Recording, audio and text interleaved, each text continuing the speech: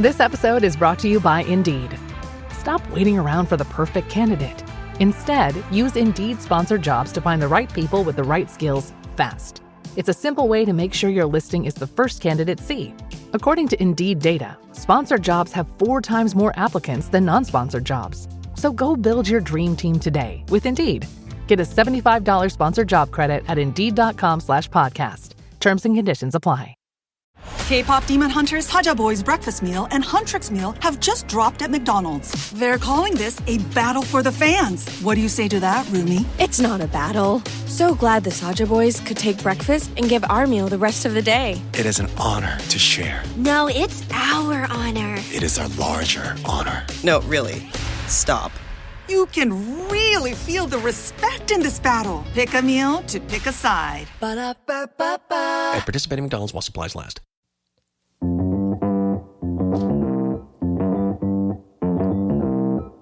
Live from the Fireside app, it's the Stacking Benjamin Show.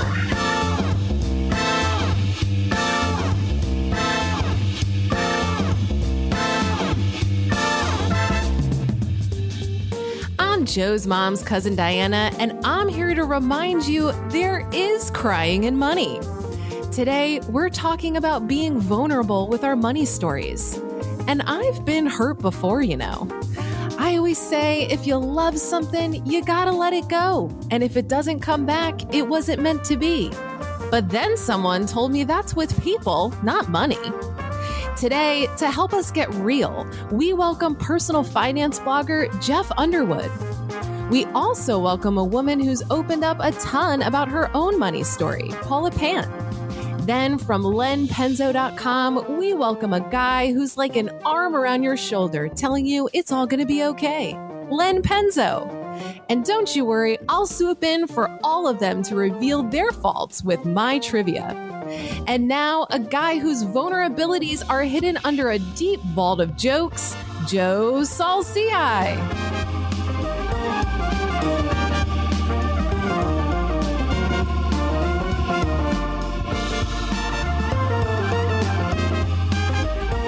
Diana Merriam, would I joke with you? I wouldn't joke with you, would I?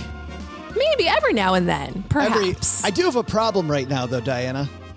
What is that? Which is that my spouse, Cheryl, whenever it gets hot, it's starting to get hot here in Texarkana, she wants me to blow on her whenever it gets hot. But I'm really not a fan. Really not a fan. Yeah, I'm gonna have to leave that up to you two. I have no comment. You stepped on my pun. What are you doing? Everybody, welcome to A Groaner to start the show. I'm Joe Saul-Sehy, Average Show Money on Twitter, and we do have a great episode for you. We're going to talk about getting vulnerable with your money, and Diana, there's a place where people get vulnerable before we let our contributors on this. About a year from now, well, less than a year from now, guys, 10 months from now, we're going to all be getting together in Cincinnati, Ohio for an event where people get vulnerable. Absolutely. The Economy Conference happening at the University of Cincinnati, March 17th through 19th of 2023. I know that sounds a long way away, but tickets are on sale and we're getting ready to party. Yeah. And you said just a couple of weeks ago that tickets were over a third sold and more have sold between now and then. Yeah, absolutely. We are continuing to sell tickets. So I am... it's really exciting to see. This is going to be our third event. So to see how much it's grown, since we started this, and the first event was in 2020, it's really exciting. I'm so excited. I will be there, and somebody else who joined me at the last Economy Conference, Paula Pant from Afford Anything. That intro, it kind of blows. This show blows. I don't even think Diana caught the joke. I think she was so disturbed that I was maybe It blew right over my head. Maybe going somewhere she didn't think I was going. How are you, Paula? I'm great. How are you doing? I'm fantastic. You ready to talk about getting vulnerable with your money? This is one of your favorite topics. Absolutely. Well, I don't know if it's a favorite topic, but I suppose it's a topic that comes up. Anything related to the emotions around money. Money is so much more based in psychology and emotion than it is in mathematics. So I think it's an important conversation to be had. And you know what, Paula? There's a guy that you and I know who gets emotional every time we talk about money going goodbye, and it's Mr. Len Penzo. He doesn't like spending money. I don't. But I was going to tell you, Diana said she's ready to party, and I'm ready to party because later today we've got a South American theme party I'm going to. And nice. It was cool because it was a potluck, and so I had to think of what's some South American cuisine, and I was kind of hoping Paula would help me out because I know Paula's been down there to South America. For example, I was thinking maybe I could make some ceviche, which is from Peru, that seafood. There's the empanadas from Argentina. Those sound tasty. The meat pastries. Oh my God, those are good. And then there was something called plátanos fritos. Have you ever tried those, Paula? Plátanos fritos. Plátanos fritos. I mean, it sounds familiar, but I can't quite place it. The fried plantains. I thought that was Spanish for lots of Fritos. No? No, and then there's something I think it's called arepas, which is a flatbread sandwich. Oh, those are delicious. You like those? Oh my God, yeah. Those are amazing. I didn't go with any of those. So, well, what'd you go with? Come on. Well, I'm going with the chili dogs from Chile. Oh. Diana, at least mine was short. It didn't take all damn day like Len's did. I fell asleep, honestly. Like, welcome to the South America. Art. You got to set the whole thing up, right? That's part of the. Just never mind. Reeling him in, Mr. Penzo. The guy who's wondering why the hell he's here, Mr. Jeff Underwood, joins us. Hey, I am a big fan of dad humor, and so the chili dog is dad humor approved by me. It was painful, Jeff. It was just damn. I've been here for 10 years. It's damn painful. But the fact that you're here is exciting. Tell everybody about what you do, because you and I got to meet up when I was in San Diego, and I'm so glad you're here with us. Thank you. Thanks for having me. I am a money nerd, and I have just needed an outlet to just get all of my money nerdiness out of my system. And so I feel like that is what started my blog last year. Was I needed this catharsis of these thoughts and ideas to just kind of get it out. And I thought, on the topic of vulnerability, which I think we're going to cover later, I was like, even though it's going to make me a little bit exposed and raw by kind of sharing about what I've done, I would rather do that with the hope that maybe it would help some people out there, even though it makes it easier to criticize somebody. And I also wanted to take back kind of like the word homo, because my blog is homo.money. And I wanted to just like make it more of a positive. And so HOMO is an acronym that I created for the 4 stages of my journey to financial independence, which is hustle, own, money, opulence. And so anytime I make a blog post, I tag it with one of those 4 categories. And I'm right now in Coast FI. So I would say that I'm kind of in that money stage, but every once in a while I dip my toe into the opulence and kind of treat myself to different things. You have such an amazing story. You also served in our military. I did. Yes, sir. 6 years in the United States Navy. And so now I'm enjoying the better part for me, which is the VA benefits and enjoying a government job stability. That is fabulous. Well, we got Jeff here. We got Len here. We got Paula here, Diana. We got all the dad jokes apparently coming out today.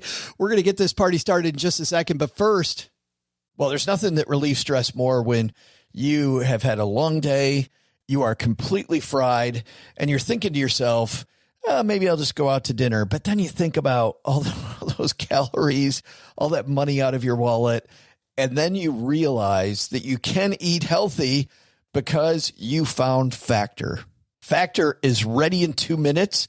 Factor shops, preps, cooks, and delivers straight to your door, so you have more time for everything you love this spring, and you don't have to worry about eating healthy and going outside your budget because you've got the food sitting there in the fridge that you had pre-planned. What is Factor? Well, Factor has meals built around your goals, whether that's weight loss, overall nutrition, more protein, or GLP-1 support for strength and workout recovery. Check out Factor's Muscle Pro collection. Every meal's crafted with functional ingredients, lean proteins, colorful veggies, whole foods, and healthy fats. Factor bans 175 plus ingredients.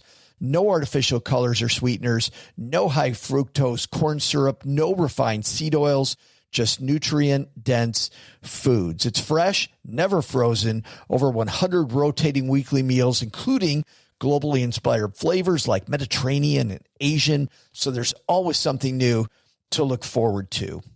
I use Factor. I think you're going to love it too. Head to factormeals.com/SB50off, stackers, and use code SB50off, and you're going to get 50% off and free daily greens per box with new subscriptions only while supplies last until 9/27/2026. Well, running a small business, as you may know, like I do, it is super fun, but it can also be very tough. And when it's time to get a loan, it can feel impossible to find the lender that you actually trust. Big banks say no. The internet, well, that's full of sketchy offers with sky-high rates and fine print you can barely read.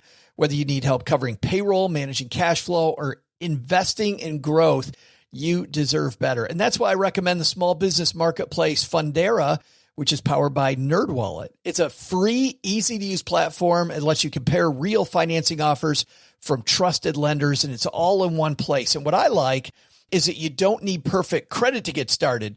There's no spam. There's no bait and switch. Just personalized options that fit your business needs. Nothing I like better than a place that treats me the way that they would want to be treated.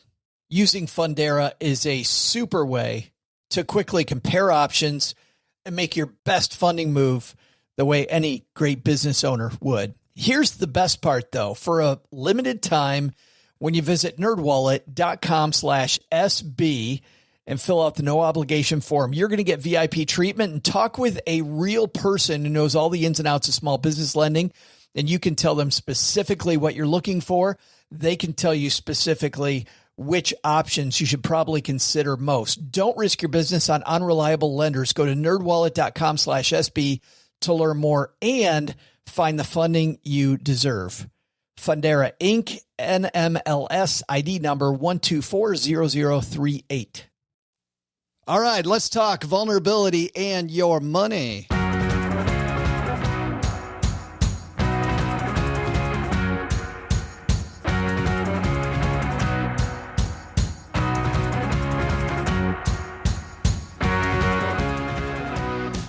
You know, the piece that was the inspiration for this comes to us from Clever Girl Finance, Bola Succumbi's fantastic brand.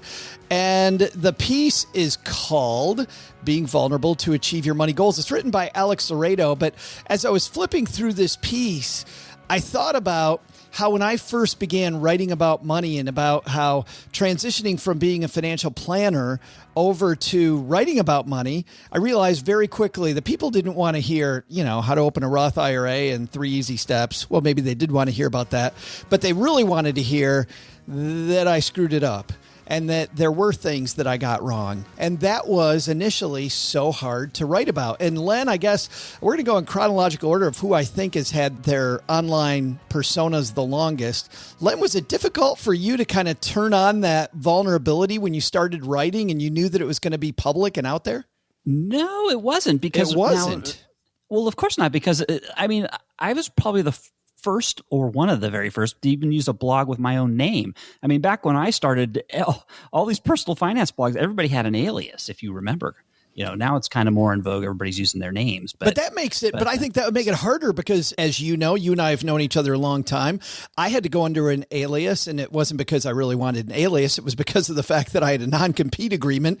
And even though I wasn't competing when I sold my financial planning business, I thought maybe the buyer of my business might call it that. And I just wanted to avoid a lawsuit. So, but using your own name means you're out there. Your friends can put in any search engine, Len Penzo, and there you are. Yeah. Well, so I guess my point is I wasn't worried about that kind of stuff. You know, I was totally okay with exposing everything about my finances. Do you worry about it now more, now that everybody's actually online? I do. More? You do, yeah. Yes, I do. And I will say one of the drawbacks, you know, being sometimes you can be so open. I mean, I had to freeze my credit score, my credit reports, because I mean, people had most of the keys to my credit castle, you know, from all the stuff I was revealing on my blog. So, you know, I had to take some protections by freezing my credit and that stuff. But that's like a small price to pay. But now, as I am older, yes, I do kind of regret sharing a few things back that I was sharing. Paula, how about you? Was it very difficult to be out in the open? Here's Paula Pant writing her deepest fears on the internet. No, I don't think so. You neither. Yeah, I guess I have like selective vulnerability. And when it comes to the topic of money, I'm fairly open. Like I don't feel a lot of like shame or embarrassment or guilt or fear of concern or criticism. I mean, that's sort of an area where right from the beginning, I feel like it's relatable to say, hey, I'm broke right now, or hey, I'm doing really well, but back 5 years ago I wasn't, or like the whole journey and kind of working through the ups and downs of income and net worth and accumulating assets and figuring it all out. Like, I just feel like that's really relatable. And so there are certainly other topics that I have, chosen not to discuss publicly.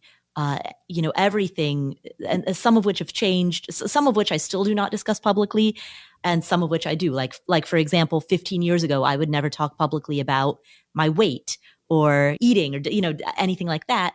These days, I'm much more apt to talk about a topic like that publicly.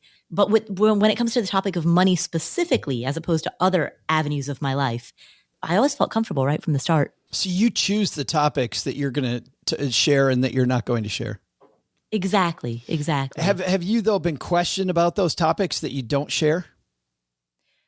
Every now and again, is particularly as it relates to money. So for example, people might ask me a question related to relationships as it relates to money. And I don't like talking about that kind of stuff. I just sort of blow it off and then kind of go to the heart of the question. Like I ask myself, what is this person really trying to ask? Like zoom out, wide lens. What information do they want that they can apply to their own lives?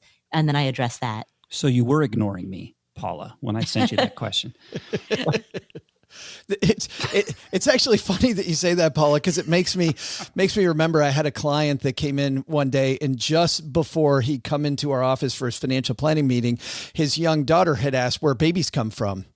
And he's like, oh no, already? Like she's 6 years old. Like, are we going to go down the entire path right now at 6 years old? And then he remembered the advice, which is kind of what you're talking about with money, answered the exact question, and then asked them if that's sufficient. And if it's not, then move on. So he said, well, you came from your mom. Babies come from their mom. And then he said, is that what you wanted to know? And daughter said, yeah, thanks. Good. And he's like, oh, thank God. I'm off of it for just a little longer. So Jeff, how about you? Very difficult to be open about your money and everything about your life? I think that it's all, for me, just been a part of the whole like self-discovery process of human development. Because I had a post once about coming out of the closet personally, professionally, and financially. Oh, and so three different ways coming out of the closet.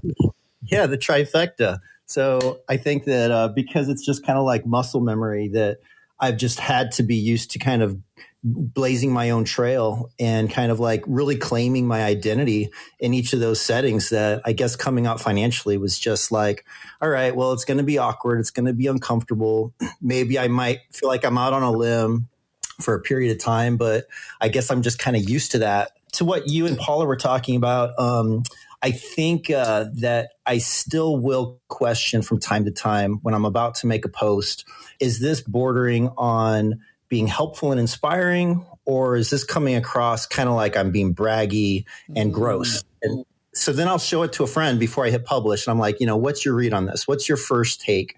Because I don't want anybody to get that impression. And so I think it's a careful line that we have to constantly walk if we have something great to share. And to what Len was saying about, that he regrets maybe some of the things he's posted in the past, what's helped give me a sense of, confidence to just like put it out there is identity theft protection insurance.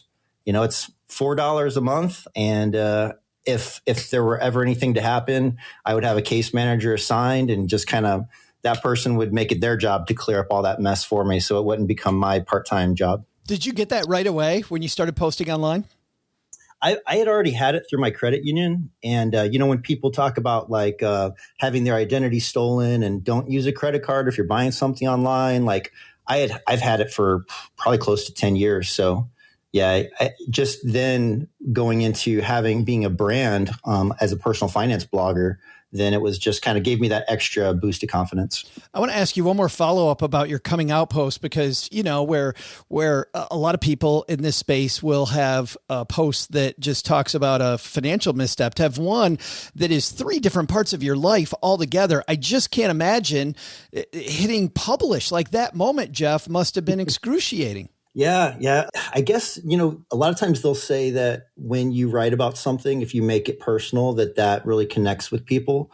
And it was a little scary to put it out there, but I think it may have been the financial part was the scariest of the 3 of sharing all of that publicly. And I think it probably got the best feedback of anything that I ever shared, because usually when I finish a blog post, I'll share it on social media, Facebook specifically, because I'm 42. And so, us old men, we like Facebook because that's where the dinosaurs go to roam.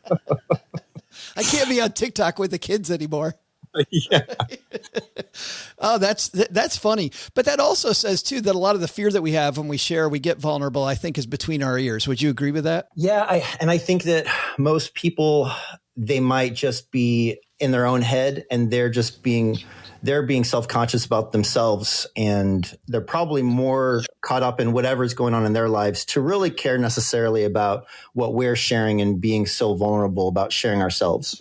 That's one of the great truths, Len, that I try to teach myself all the time, or at least remember all the time, is that people aren't thinking about me nearly as much as they're thinking about themselves.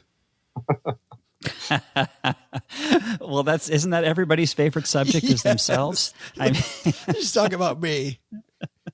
Hey, that's a little secret, by the way, for introverts. People who find themselves like going to parties, and one of the best ways to break the ice, and you're an introvert, is just ask a lot of questions of all the guests about themselves, and because I'm kind of introverted in that way too, and that's how I became able to not be an introvert at parties. That's serious, by the way. Yeah, don't they say that the sound of our own voice is like one of the most beautiful sounds to the human ear? And I've also heard to that note, Jeff, that if you want to make friends, just keep saying that person's name, right? Say their name over and over, because people love hearing their name. Sorry, that's what I meant to say. Not the sound of our voice, but the sound of our name. The sound of our name. When we hear somebody say our name, thank you. Well, maybe it's all the above. It might be all the above. Let's dive into these topics, because I think these are some important topics to cover. The first one that they talk about here in the piece, they talk about first of all, being honest with friends when you can't afford to hang out. Paula, I remember those days when I had no money. My friends wanted to go to an expensive restaurant for a Sunday brunch or something. And I'm thinking, yeah, how am I going to talk my way out of this one? That was tough. I would say for anyone who's dealing with that, one of the kind of ways to handle it is to say, hey, I'm saving up for X. Like whether it's I'm trying to pay off my student loans, or I'm saving up for we're saving for a house right now. We're saving for a wedding right now, whatever it is, because that way it's framed a little bit more positively. It's not, I lack money.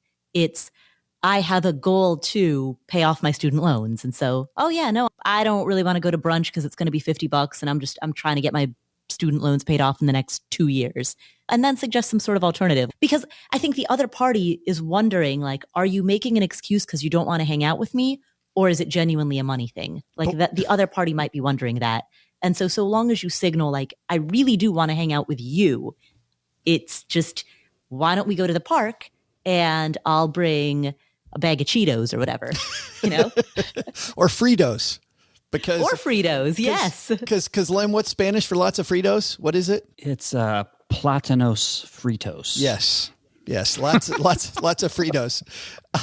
Jeff, you know what? I just realized why I don't have a lot of friends. It's because I was the guy that always just said I don't feel like going. Right? I wasn't going to explain it. No, Len was the guy that said to your face, "I don't want to hang out with you." Yeah, I mean, I didn't say anything. I didn't bring my budget into it or anything. I just said, not today. Pass. Hard pass. Yeah, that's great, Jeff. For people listening that are struggling with that, anything to add on to what Paula said? Yeah, I would love to piggyback on when Paula mentioned brunch. my brain lit up and I was like, oh yeah, a power tip that I like to do because we love going to brunch in the neighborhood is to make a plan to meet up at someone's house who lives near the brunch location beforehand. And if someone's not going to host and cook the brunch at their home, to just bring a bottle of champers, maybe with your juice of choice if you're going to make mimosas. And, one bottle of champagne from Trader Joe's or the grocery store is probably less than, I don't know, $10, $5-10. And then that would be like one serving for one flute glass of champagne out at a brunch place. So, bring the bottle, and that's like 4 glasses of champagne out at a restaurant. And then you go from being someone who maybe feels self-conscious about, well, I don't want to spend a lot of money. Now all of a sudden you're like the hero. Hey, Jeff, you can save even more money with $2 Chuck. I love $2 Chuck. Yes. All right. Isn't it with inflation though, like $4 Chuck now? Yeah, it's probably $4 Chuck. $2.99 Chuck. Right. You know what's funny, Jeff, is that there's a great book called Never Eat Alone, a fantastic book about networking. I don't know if you guys have read this book, but in it, they talk about instead of going to a restaurant at all, having a potluck with your friends. So when you talk about in the neighborhood, having people come over and bring in a glass of whatever, a bottle of whatever, man, if everybody just brings something, like Paula, when you talked about having an alternative, I mean, I think that's a great alternative. And he said there's something communal about making these pots of food that everybody is from together. Maybe your results during COVID, not as good as they were pre-COVID when this book was written, but I think that's a great suggestion. Yeah, absolutely. In fact, last weekend, it was one of my friend's birthdays, and we all met up at the park, and everyone sort of brought a little dish, something kind of finger food snackable type of a thing. The person who organized it made sure to bring like blankets and things like that people could sit on so that people were comfortable.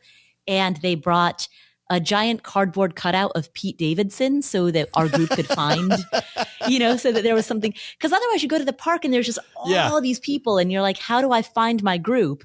But if you have a gigantic cardboard cutout of Pete Davidson, then boom, you know what to look for, especially if he's wearing a bright pink hat. Of course. As he was. The host just brings the cardboard cutout and a bunch of blankets, and then everyone brings food, and we're good. That's fabulous. And you know what? You just took something that individually might be $50 each and made it, $10 each. And I'm somebody who does not cook a whole lot. So my specialty for potlucks is I'm the guy who brings the ice and the plasticware and the paper plates and the napkins because somebody's got to bring all that too. Absolutely. And that's a great suggestion. Don't get intimidated by the potluck. Right. Let's move on to the next one, which is telling your family that you're on a budget. Jeff, sticking with you, let's say it's the holidays and somebody out there, they don't have money for the gift exchanges. How do you think how can they be vulnerable around that? Well, one thing that my family did was after all the grandkids got to like adult age, we decided as a family, we're not going to have the obligation of buying presents for everyone. We'll just do more like Secret Santa style, where we just have one person that we buy another present for. So I think maybe that could be the first step is cut it back. Yeah, cut it back and kind of agree, get some consensus. And I think that might have other people feel grateful that they're off the hook too. And I would say also something that has worked well for me is I'm a big fan of not giving something that might just turn into clutter on somebody's shelf down the road for gift giving. And I don't want to be the cause of someone's Marie Kondo breakdown where then they have to like declutter their whole home. So I'm a big fan of giving experiences. And, if you go on Groupon, they've always got great deals on all these different experiences that are at a discount. And, that experience that you give somebody, there's stats out there about how many gift cards never get redeemed. And, if you're going to give a gift card, or you might as well be a Groupon where you're not paying full price. Maybe they use it, maybe they don't, but the thought is still there and it's not taking up space. It's not creating clutter. And I think that is kind of like the general idea that at least they have the option for an experience and that they know that you were thinking of them. The experience Len Penzo's nieces and nephews have had to try to get used to that they avoid is the Len Penzo pull my finger experience. which I've heard Len. That's the honeybee's experience too. She tries to avoid. Please, no, Uncle Len, no. I got that from you last year. Yes, Len. Anything to add? I love those suggestions from Jeff. I love the idea of giving an experience. Yeah, that's hard to beat. I mean, it's when it comes to gifts. I mean, set limits, or like Jeff said, around Christmas time, instead of giving gifts, do the white elephant exchanges stuff. I mean, that's a good way to save money with the family. Instead of giving, trying to find actual gifts that somebody is like, just do the opposite. And everybody bring white elephant gifts. It can be really cheap and everybody can have a lot of fun on Christmas with that. Emily and I wrote in our book about a family that one year decided that the gift had to come from a truck stop. And it could only be a maximum of $20. And it just made it super fun for everybody to go to a truck stops. And the next time they're on the road, stop in at whatever the truck stop was and to try to find the perfect holiday gift that says Aunt Linda all over it, It's always more fun when you don't have to think really hard, Paula, how about you? Anything to add? I mean, I love the truck stop idea, because those are the kinds of places where you kind of want to spend some money, but you can't really justify it because you know that it's just why do I need a CB radio when I work from home? Yeah. And so it plays to your desire to make a little indulgence when you're in the middle of a long road trip, you're bored, you kind of want to buy something, but you have no reason to. And, that's a perfect reason. We're going to talk about some other situations. That one I wanted to end on there. It's a little more fun, but what if you're paying off debt and your family kind of knows that you're working your way out of debt? What about finding mentors to help you in your road while you're being vulnerable? How can you be vulnerable with somebody to say, you know what, I just need more help? We're going to talk about that in the second half of today's discussion. But before that, it's time for our trivia challenge, peeps. We do a trivia challenge on every episode. On Monday and Wednesday, we turn to you, but on Friday, we have this epic battle between our three contributors, Len Penzo, Paula Pant, and my co-host, OG. Jeff, today, you are playing on behalf of OG. And Jeff, because we're playing for this year-long trophy, you'll be able to help OG claim part of this trophy. So no pressure. Is there a prize for giving an answer that's furthest off from the right answer? There is not. But yes, there'll be $20 in the mail to you, Jeff, if you can do that. Yeah, Len is hoping. Len is hoping you do that. But I don't know. I don't think you can beat our mutual friend Doc G. Doc G has a knack for just being billions and billions away. But Jeff, we got good news and bad news for you playing for OG. You want the good news or the bad news first? Start bad news, please. The bad news is you're not winning. You're in second place. So nice. Len Penzo has 8. You and OG have 6.5, and Paula has 5.5. Both of you one time tied. You were on both sides of the right answer. So that is what we're doing. But I don't have the question. My good friend Diana Merriam has the question. Diana, let's hear today's trivia question. Hey there, stackers. I'm Joe's mom's cousin Diana. And speaking of vulnerable, how vulnerable are you when you're floating around with only a spacesuit made by the lowest bidder? On this day in history, astronaut Ed White experienced vulnerability firsthand when he became the first American to go for a walk in space. He spent about 20 minutes floating in space, I'm sure playing with his iPhone the whole time, trying to get a signal, with only a 23-foot tether to the spaceship as the world floated below him. I'm sorry, but this sounds more like a space swim. A large format photo of Ed measuring 11 by 14 inches sold at auction in 2020. My question is, how many British pounds did it sell for? I'll be back with the answer after I moonwalk to the fridge. All right.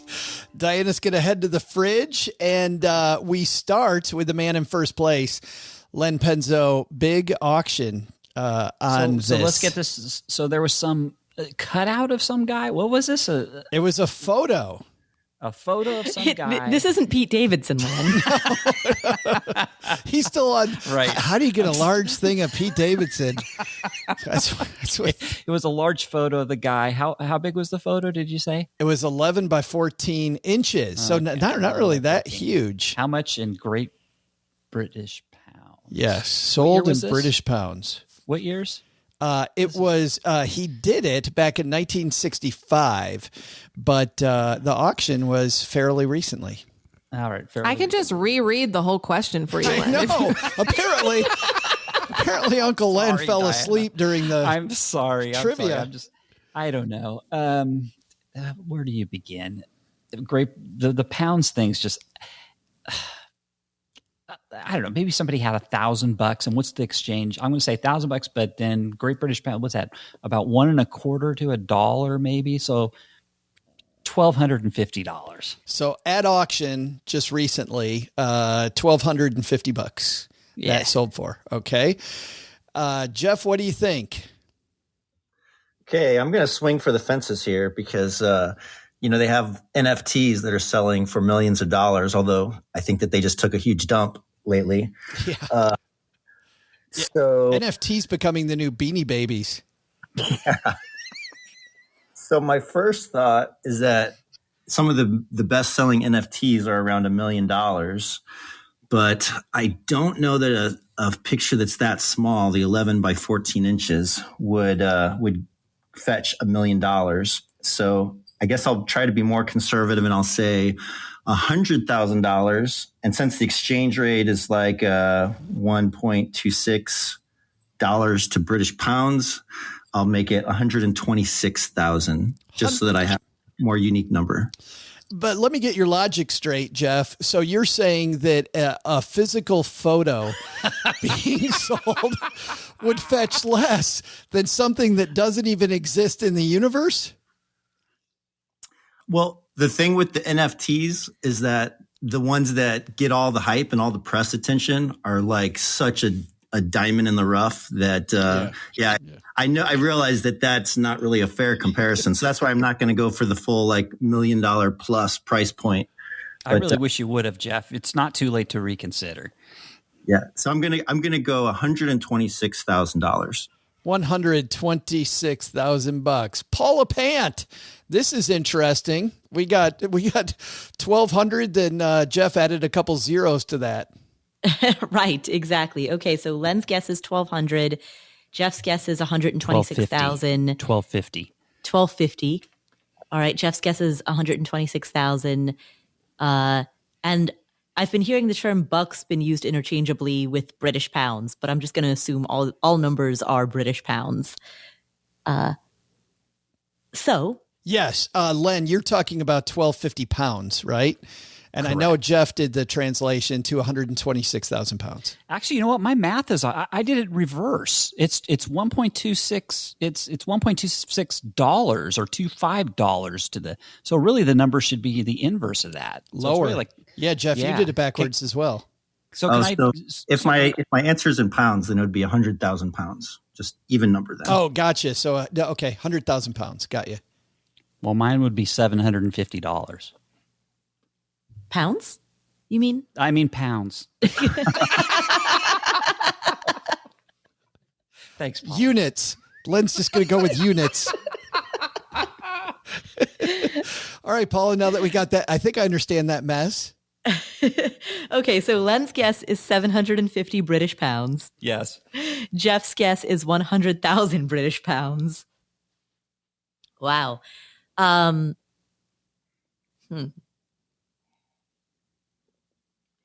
That's quite the spread.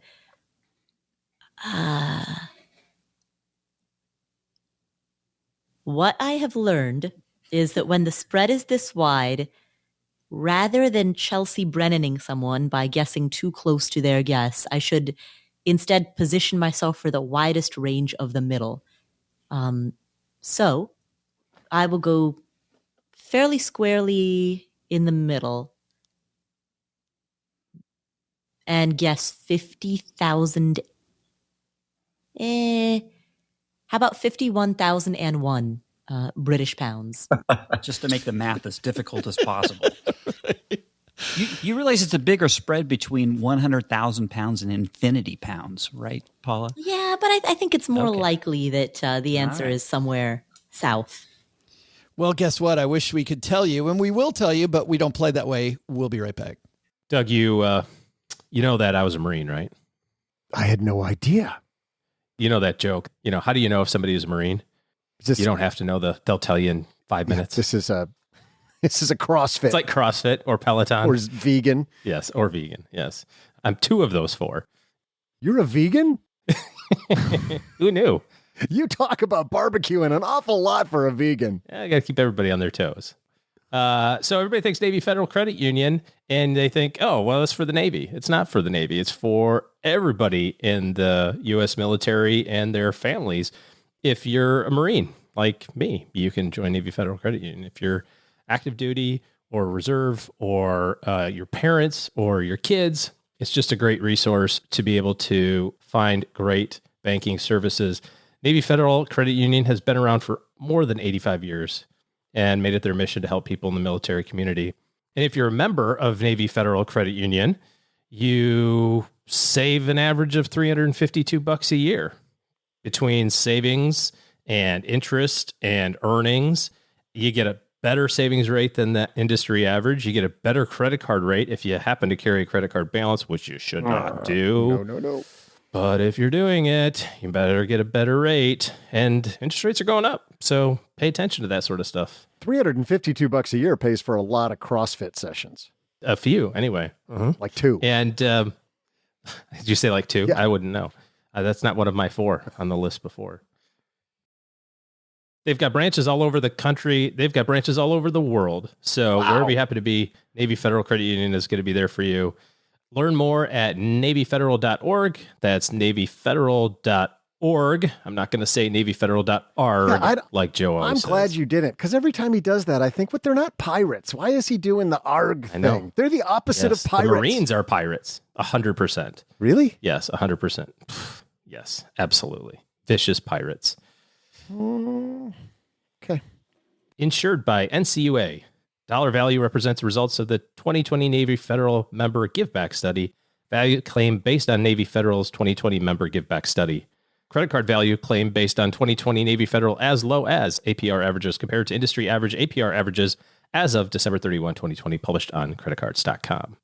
In business, there is no room for guesswork. Every shipment matters. Every deadline counts. And when you're trying to keep operations running smoothly, the last thing you need is uncertainty. That's why reliability is at the core of USPS Ground Advantage.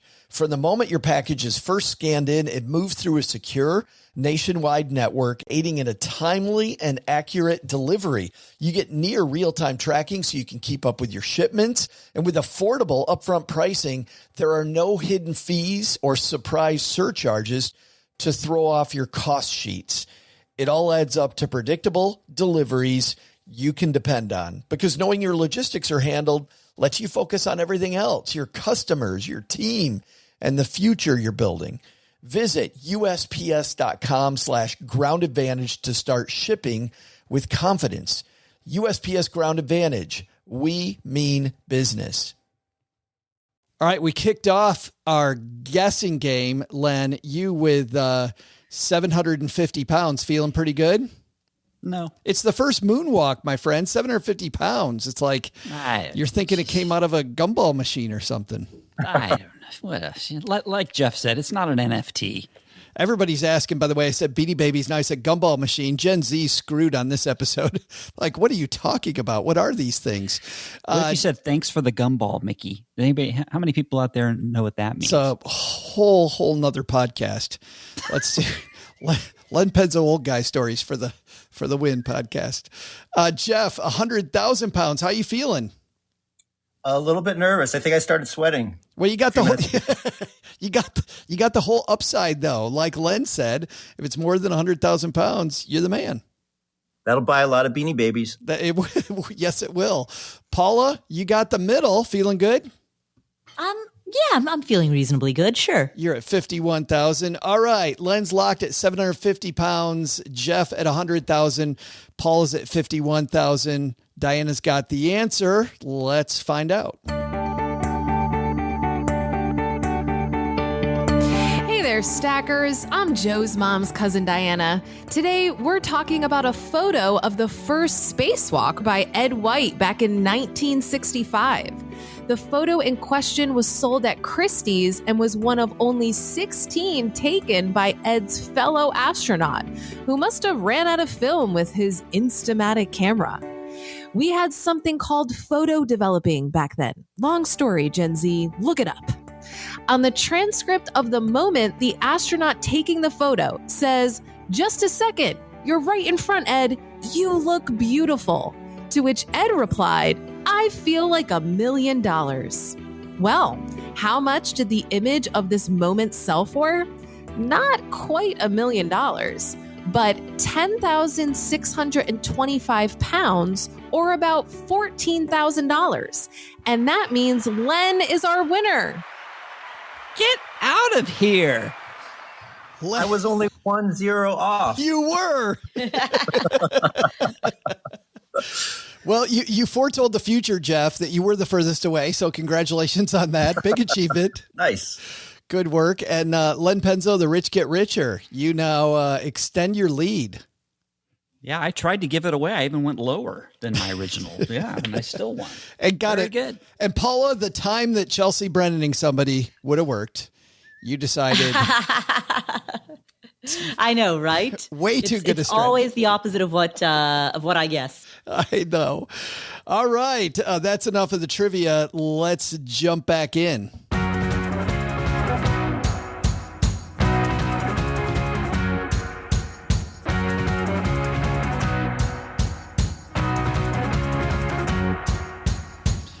Today we're talking about situations where you're getting vulnerable about your money. We started off with these three fine contributors talking to them about being vulnerable about their money. Diana, you're somebody who also, you had to face this, being vulnerable with your money, quitting your job.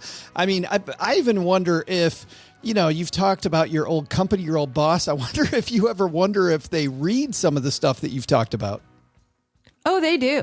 Yeah. I wrote this article where, when you write for a publication, you write the content, but a lot of times you don't have control over the title that they give that article because they want to make sure it's really clickbaity. Oh, no. And the title of this article was like, "How I Got Away from a Bad Boss." Oh, no.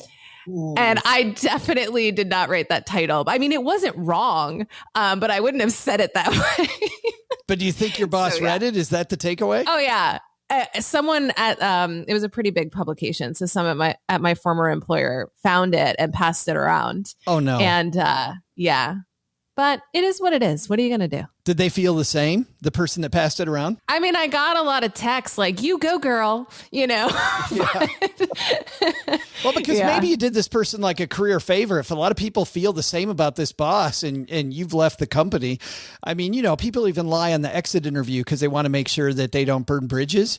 And maybe this was hopefully what the person needed. I burned bridges. But in my opinion, I felt that they had already burned the bridge with me. So there was like nothing left to burn. You were so burned. I actually wrote, I actually wrote a pretty scathing exit letter and I released it to my audience on my 1-year anniversary. So I'll have to send that to you, Joe. Wow. No, I remember it. Yeah. That's why I asked you that question, was because you wrote some scathing stuff. I did.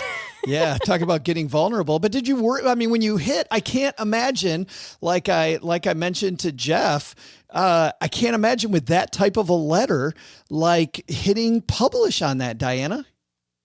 Well, the way that I look at it, I left due to discrimination and a pretty toxic environment and legitimately a bad boss, right? I think at my exit interview, I described him as profoundly incompetent, which is not a very nice word to describe someone, but it was true. And the way that I saw it was me speaking out against discrimination, I was the only woman on my team. I was the lowest paid, yet I was nowhere near the lowest performer. And when I tried to correct that, I was met with just a flat out no. Yeah, that whole story, by the way, people should read. We'll put it in the show notes for this episode. Yeah, so people can read it because, oh my goodness. Well, and I justified that if I was burning bridges and maybe someone else, another company in my industry didn't want to hire me because I made a big stink about discrimination, that's exactly the kind of company I wouldn't want to work for anyway. This is the benefit of having that FU money, that you're able to not, you cannot stand that kind of treatment. You don't have to be forced to stand that kind of treatment. And so that's the way I justified it. Probably not everybody's cup of tea, but that's what I decided to do. But it worked and you feel strongly about it. And I think that's, absolutely. I think that's great. Let's jump into downsizing to pay off debt. Let's say that you're in a position where, you know what, I have to downsize my car. Maybe I no longer have a car because I had to pay off debt, or I downsize my house. We talk about the things that are the biggest drivers of your budget are your housing expenses, your transportation cost, and then your groceries. If you are getting rid of either your house, maybe to move back home with parents, or you're getting rid of your car so that you can save big money, Paula, how do you explain a move like that to your friends?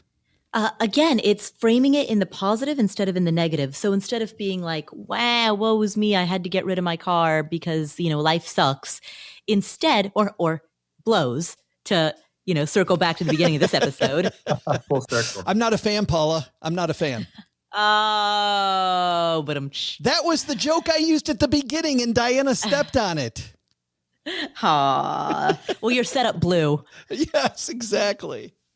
So instead of framing it in the negative, again, I would just frame it in the positive. I'd be like, hey, I've got this goal of being free of my credit card debt or paying off my student loans or whatever it is. I've got this goal that I'm working towards, and I'm super excited because I just figured out that if I sell my car, I'm going to be like way closer to that goal. Yeah, high five me. Right. So it's just a positive framing for exactly the same thing. Yeah, Jeff, I feel like, I don't know you very well, but I feel like I can hear you nodding from miles away. Oh yeah. Yeah. I claim the most expensive, the most unaffordable city in the US right now is home. I'm in San Diego and we just surpassed San Francisco, and it's like you have to find some way to house hack just to be able to afford some level of quality of life and be able to go out to eat once in a while out here. And because that sunshine tax, that'll really get you. And I had a friend who just moved here from the East Coast, and he was looking at condos, modest 1-bedroom condos. And then from 1 month to the next, that's when they had that huge increase in the interest rates that went up to like over 5%. And then it was just like an impossible thing. There was no way he could afford anymore. He's going to have to wait it out, see what happens, at least with the interest rates. I would think that with a situation like that, like nobody's going to blame you if you can't afford to buy into La Jolla, or you can't afford the high cost of rent in that area, because I would imagine it's very common knowledge that it's an incredibly expensive city. Yeah, and so to Paula's point of just framing it in the positive, he asked for my advice. And so I just helped him run the numbers of, all right, so if you just take a period of time and then you're going to plan on renting a bedroom instead of trying to rent a whole place to yourself, I was really advocating for don't rent an entire apartment to yourself, because that's going to be almost the same expense as paying a mortgage for a place that you own. So, just find a place, find a bedroom that you can rent that's going to be in a good location where you want to live. And then that will save you. We did the math. It was like $1,200 a month. Okay, now that's going to be this much at the end of the year. If you keep saving for a few years, you're going to have this much extra saved up for your down payment for your place when the time is right. Len, it may make sense to have somebody mentor you. In fact, I love the idea of when you're not great at something, asking who, not how. A strategic coach, a group that I belong to, recommends that approach. And I've been talking about that a lot lately because it's really worked for me. But if you're looking for that who, somebody to mentor you, what's a good approach to ask somebody to say, you know what, I kind of stink with money. I stink with this stuff. Could you be my mentor? That would be very difficult for me.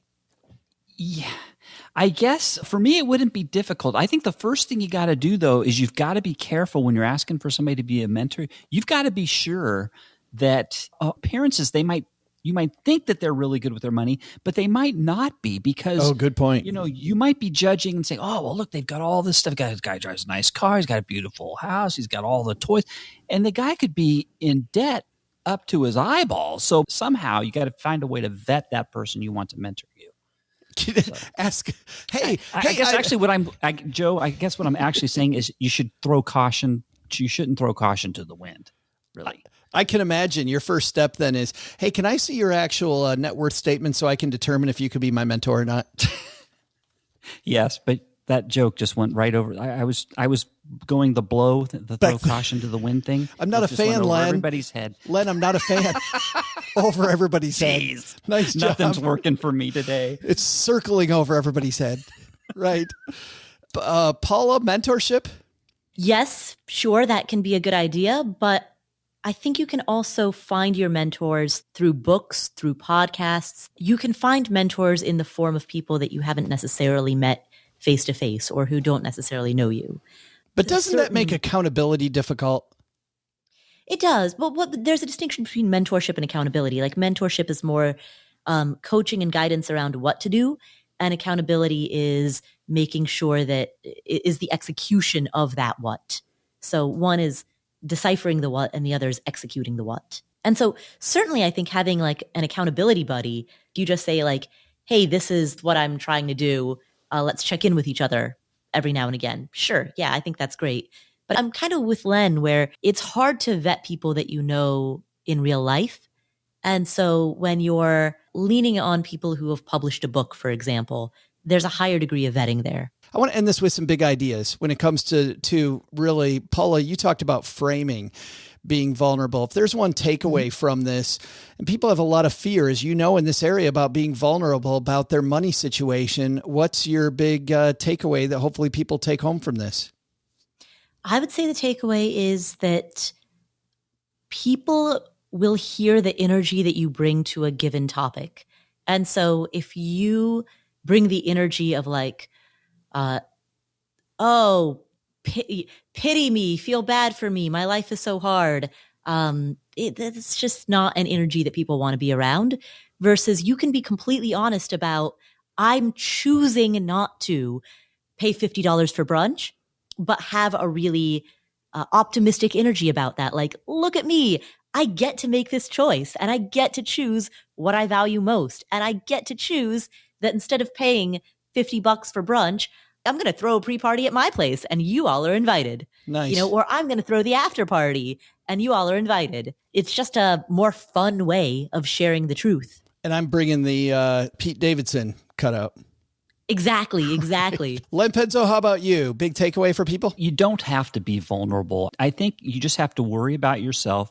And I think you don't have to worry so much about what other people think of the decisions you're making because you're cutting back. Don't worry about it, because I think most people really don't care. And like Paula said, just be positive whenever you do have to bring up something that you're cutting back because of a budget. But other than that, don't worry. Most people, they're not going to judge you on your money decisions. And Jeff is the guest of honor, my friend. You've got the last word. I would say that if you're going to be vulnerable and share things about your finances, just be aware that sharing your own hardships and failures, I think people would be more receptive and supportive of that. But if you're sharing a victory, I think it's a lot easier for people to feel a little bit of jealousy and they might want to cut you down. So I would be guarded with who you choose to share those victories with. And in terms of being vulnerable with the failures, recognize that progress and success, it's not linear. Life is lumpy. And those hardships, when we hit those rock bottom moments, usually that's the catalyst that gets us fired up to then kind of get to that next level that's way higher than we were before. And I said that was going to be the last word, but you had mentioned this before a little bit and followed up with another great point. But I want to focus just for a second on what you share, because I feel like, Jeff, when you say that, you're really talking about leadership in a lot of ways, right? You go from being vulnerable to being a leader and making sure that you're inclusive with all the people around you and really using your superpower for good. For sure. Yeah. And the thing that really resonates with me is transformational leadership, where it's not about having this one person who's seen as this is the one who has all the answers, but more of like, I hope that I can eventually become like a transformational leader that helps other people feel empowered to then become their own leader. Because I listen to you guys week after week, and you have such a depth of knowledge about finance and just so many different topics that I don't try to, put myself out there as being a personal finance expert, but I think of myself more as I'm just an average Joe, and not Joe Salsi High. I'm an average Jeff. That's a... I'm an average. You're not Jeff. the average Joe. And I've just figured out the basics to at least get the party started with stacking some Benjamins. And so I think that if anybody takes anything from my story, it's that you don't need to have a PhD in this to just get things going. And so when you get to those crossroads where you have a big decision to make, then you can turn to the experts, the people who have the same level of experience, like Joe, like Len, like Paula. But don't feel like you need to be that expert just to get started. I love that point. We will also end with talking about exactly what's happening where these amazing contributors of our are. And if you want more from them, I would definitely go check out their work. And let's start with you, Mr. Penzo. What's happening at lenpenzo.com that stackers everywhere should be paying attention to? At lenpenzo.com, we're trying to make our dollars now stretch as far as we can when we go to the grocery store. Well, I identified the 6 most valuable items at the grocery store with the most uses. So out of 6 items at the grocery store, there's at least 200 uses for these 6 products that I identified. So if you're interested in what those products are, stop on by, and you'll probably make your dollars stretch a little further by buying them and using them for multi-purpose. Oh, interesting. The Swiss Army knife stuff. Yeah, but there's no Swiss Army knives there. That's not one of them, Joe. If you're guessing, that is not one of the items. Swing and a miss. You'll have to go to lenpenzo.com to find out what is there. Paula Pant, Len alluded to the fact that you're speaking to Nobel Prize winners. Which Nobel Prize winner are you talking to this week? No Nobel Prize winners. In fact, I have never had a Nobel Prize winner on my show. I have had many very impressive people with amazing credentials, but no Nobel Prize winners. But I do have Vanessa Van Edwards on the show. She leads a behavioral research lab called the Science of People. And she talks about how to connect with people better. So actually, this ties in perfectly with this conversation around vulnerability, because so much of what we both encode to others and then decode from others happens below what we verbally communicate. It happens through body language, through eye contact, through the way we use our hands. It happens through these subtle cues. Does she have a new book out? She does. She has a book called Cues. Which is interesting because I've been hearing her name a few times lately. You'll have the best interview with her, of course. But I talked to her a couple of years ago, and she was brilliant. So I just I did not know she has a new book out. But fantastic person to talk to. Absolutely fantastic. Yes.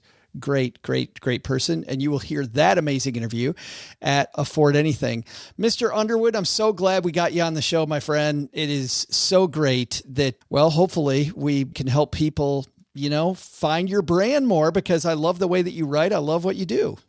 Thank you, sir.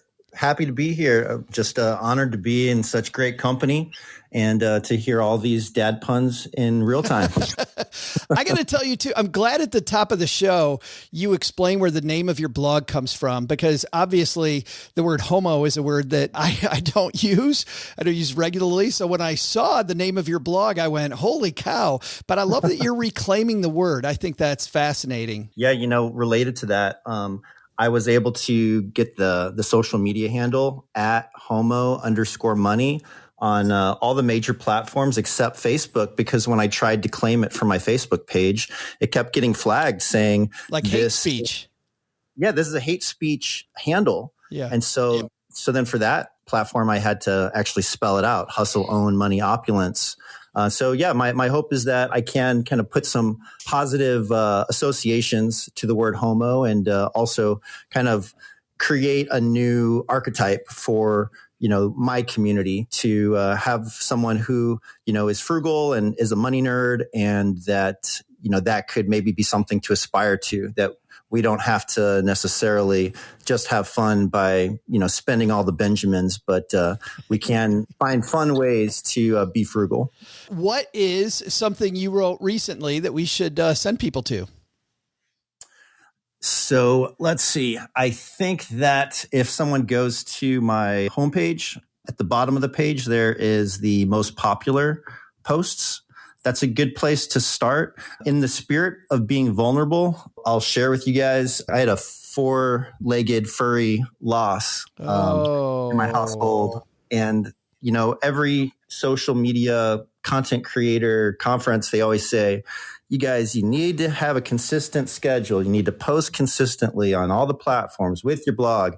And, this whole experience that happened a couple weeks ago, it just rocked my world. And I feel like now all the priorities have shifted. And now I'm just like, maybe I'll just be more like a Mr. Money Mustache type of blogger, where when I have something that I'm really compelled to write about, then I'll post it, and maybe it'll be every month, every 2 months. But I just like working full time, going to school full time, and then trying to run a brand on the side. I think I was just getting a little bit burnt out. But still, you've got so much stuff. Like I was digging through it today just before we went on, and there's so many timeless lessons that you share. And what I also like, Jeff, is the fact that you're coast financially independent means that you can do that. You can take time off when you want to.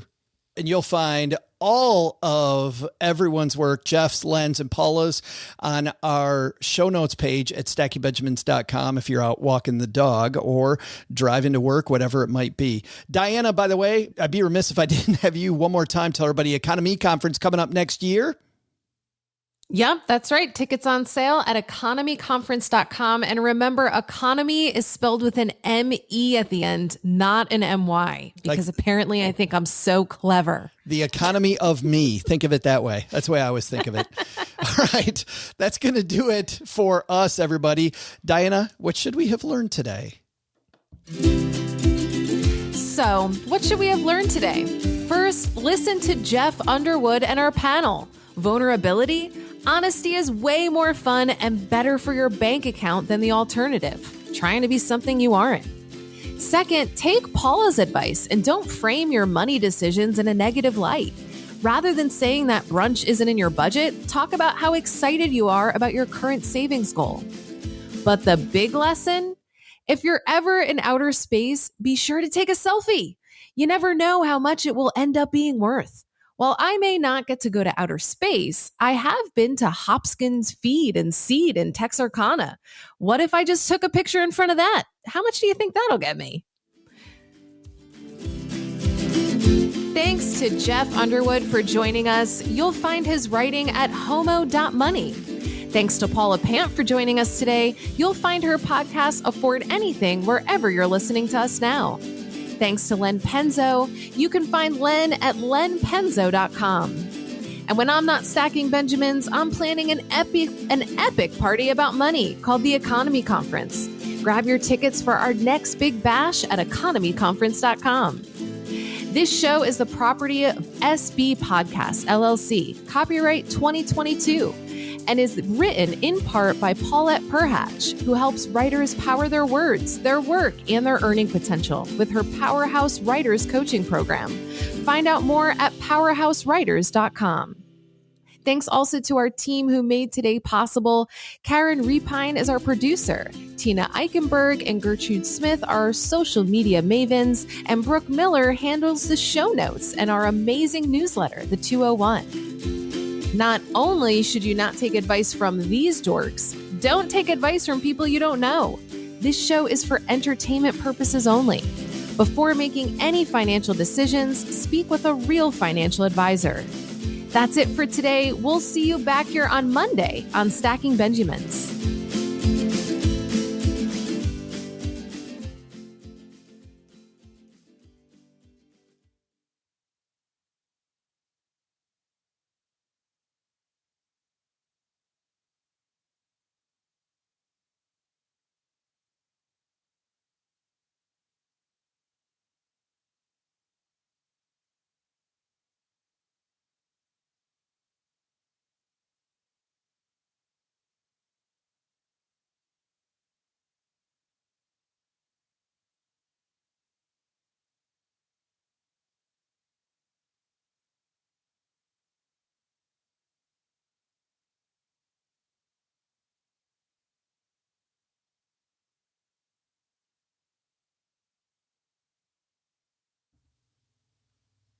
Welcome to the after show. This is the part of the show that doesn't exist. What happens in the after show stays in the after show. You know, we've talked about these times when we've been vulnerable and how it takes courage to be vulnerable. But there are times when you're trying to be vulnerable and it goes awry. It goes the wrong way. I remember that I was in college. There was this person that I was having a great discussion with, and she comes up to me at this bar that we're at and said, like a little bit after our conversation, said, "Hey, I'm going to the bar down the street. Just thought you'd like to know." Now, Paula, if somebody that you just had a great conversation with said to you, "I'm going to the bar down the street. I just thought that you should know." What do you think of that? Like, what is that signal? It signals an invitation. That's what I thought. Mm-hmm. Apparently that wasn't the case, because I go to this bar down the street and here she is with this group of friends, but she's sitting in one of these circle booths, you know, and she's like right in the middle. She's got two friends on one side, two friends on the other. So it's impossible for me to talk to her. And like for an hour, I just keep kind of passing by her table and there's not much going on. So finally I decided, well, you know what? She invited me over here. So I decided I was going to show some vulnerability. I would get some courage. And I walked up to the table and she and all four of her friends look at me and I said, "Hey." And she goes, "Hey." And I said, "Hey, you told me you were coming over here. So I followed you over here and I'm not sure why." And she looked at me and goes right in front of her friends, "I'm not sure why either." Wow. Oof. I'm like cringing listening to that. Wow. Oh, that's painful. That is so painful. I was so destroyed in front of all five of these women. And I'm like, oh my God, please no, please. I just want to die. Can I die now? So I'm wondering about vulnerability gone astray. Maybe it doesn't have to be that bad. Here's one that I found on BuzzFeed. This person writes, "As I was crossing the street, I saw an old university friend crossing from the other side. I knew he lived on that street, so it just made sense that I shouted 'Zach' with arms wide open for a hug and the biggest smile on my face. Wasn't until I was a foot away from him and saw a distinctive 'Who the F are you?' look on his face that I realized he was, in fact, not my friend Zach, just a guy who looked similar." You're bringing it in for a hug with a stranger and you figure out that that's maybe not who you thought it was. I don't know. Paul, Len, Jeff, Diana, anybody have one of those awkward moments? That reminds me of something that a story my friend likes to remind me of often. We were at the DMV and there was a woman working the desk who was not very friendly and was barking at everyone when it was their time to come up to the counter. And so she was very like, did not give you a lot of time, like get up here right now. And so I wasn't sure if she was talking to me or if she was talking to my friend who had just been up there. Cause she was like, hey, get back over here. Cause she was, I think it's called wall-eyed.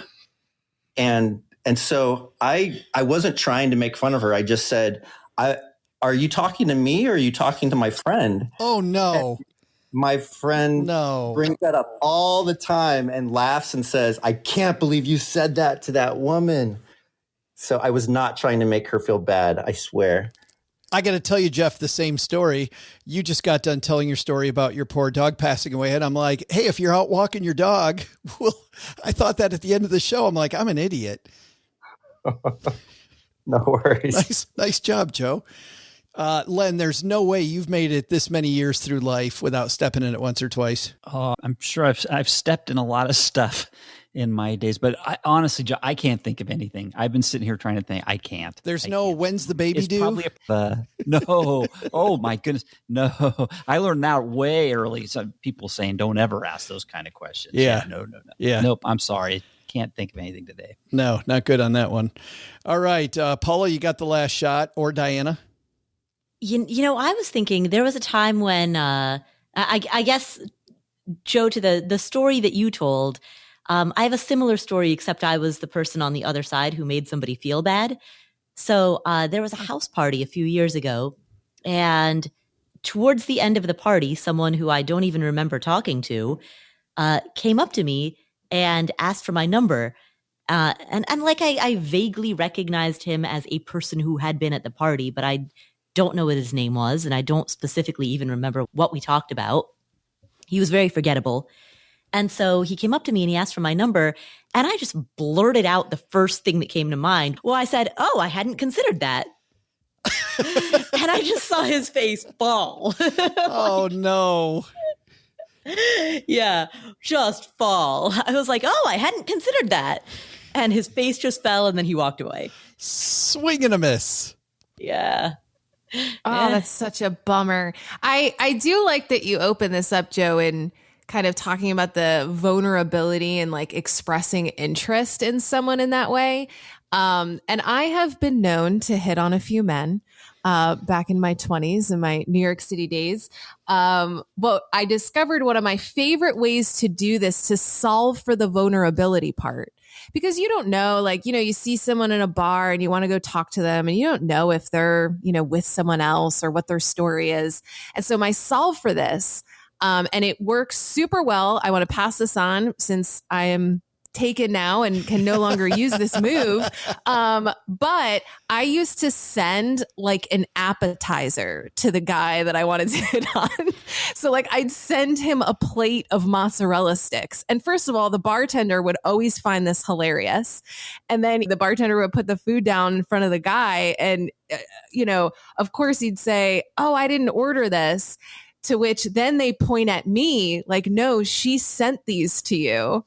And I get to say hello. And a number of times, you know, the guy was not interested or was, you know, with someone or something, but it always got a huge laugh. So even though it was a vulnerable move, it was always well received no matter what. And we got to enjoy some mozzarella sticks together. So you can walk up and say, are these cheesy? Yeah. Oh man, I wish I would have known that line or thought of that line at the time. But yeah, that'd be great. You're betting that they're not lactose intolerant. Yeah, see, you're really making a lot of assumptions here. I get it, but it's a vulnerable move. You need to go with something safer, like the. Here comes the engineer. The engineer.